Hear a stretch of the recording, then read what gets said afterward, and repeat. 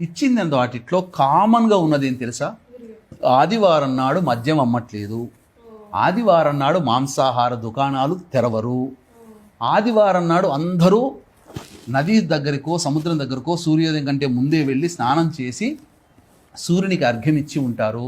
బాధపడేటువంటి వ్యక్తులు ఉండరు. కనీసం వికలాంగులు కూడా ఆ రోజున ఉపవాసం ఉంటున్నారు. చిన్న పిల్లల దగ్గర నుంచి అందరూ కూడా ఉపవాస నియమాన్ని పాటిస్తున్నారు, ఆనందంగా జీవిస్తున్నారు అని చెప్పి వాళ్ళు రిపోర్ట్ ఇచ్చారు.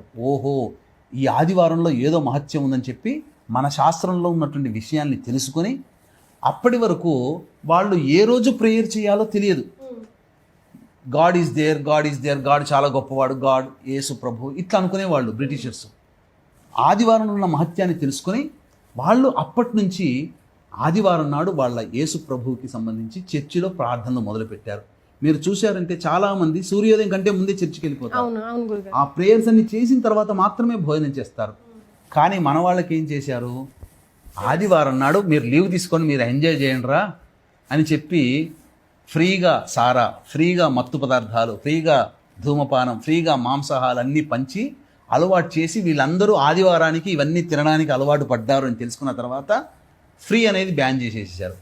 మన వాళ్ళు ఇక ఎలాగో ఫ్రీ అనే అలవాటు పడ్డారు కాబట్టి ఆదివారం వచ్చేసరికి ఎక్కడ లేని పనులన్నీ చేయడం, చెయ్యకూడని పనులన్నీ శాస్త్రం ప్రకారం చెయ్యకూడని పనులన్నీ ఇలా చేయడం, తద్వారా ఆదివారం యొక్క మహత్యాన్ని మనం కోల్పోయాం. అందుకని మీరు చూశారంటే నార్మల్గా చూస్తే ఇస్లాం కంట్రీలో శుక్రవారం నాడు చాలా నియమంగా ఉంటారు.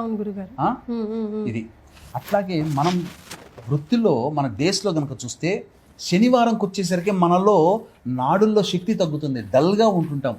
మనకు శని ఆదివారాలు ఎంత సాఫ్ట్వేర్ వాళ్ళకి ఇతర డిపార్ట్మెంట్ వాళ్ళకి ఆ సెలవులు వచ్చినా శనివారం నాడు మాత్రం పూర్తిగా నిస్త్రాణంగా ఉంటారు.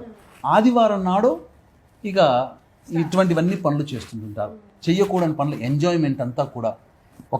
మీరు ఒక్క విషయం మర్చిపెడతానండి, ఒక క్రిస్టియన్ మతాన్ని స్వీకరించిన వ్యక్తి ₹1,00,000 ఇస్తానయ్యా ఆదివారం నాడు మా ఇంటికి టిఫిన్కి రా, మా ఇంటికి భోజనానికి రా అంటే వస్తాడా?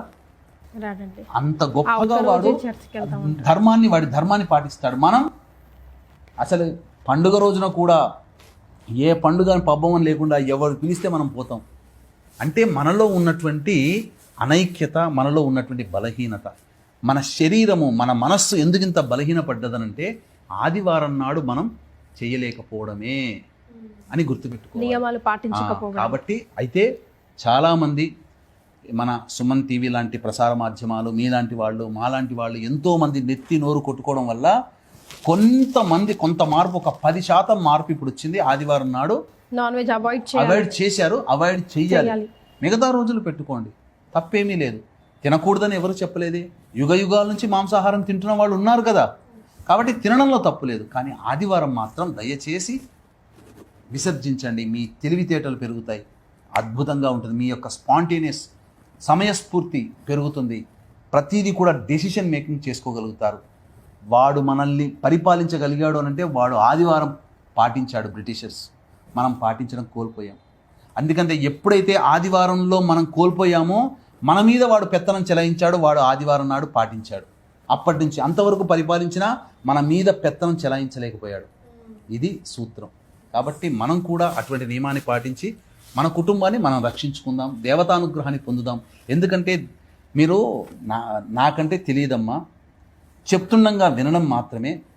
మాంసాహారం అతిగా కానీ మాంసాహారం భుజించినటువంటి వ్యక్తి యొక్క శారీరక మానసిక స్థితి ఎలా ఉంటుందని చెప్పడం జరిగింది. మజ్జుగా ఉంటారట, ఏ పని చేయబుద్ధి కాదట, మత్తుగా ఉంటుందట. ఇది వాస్తవమేనా? అవును గురుగారు.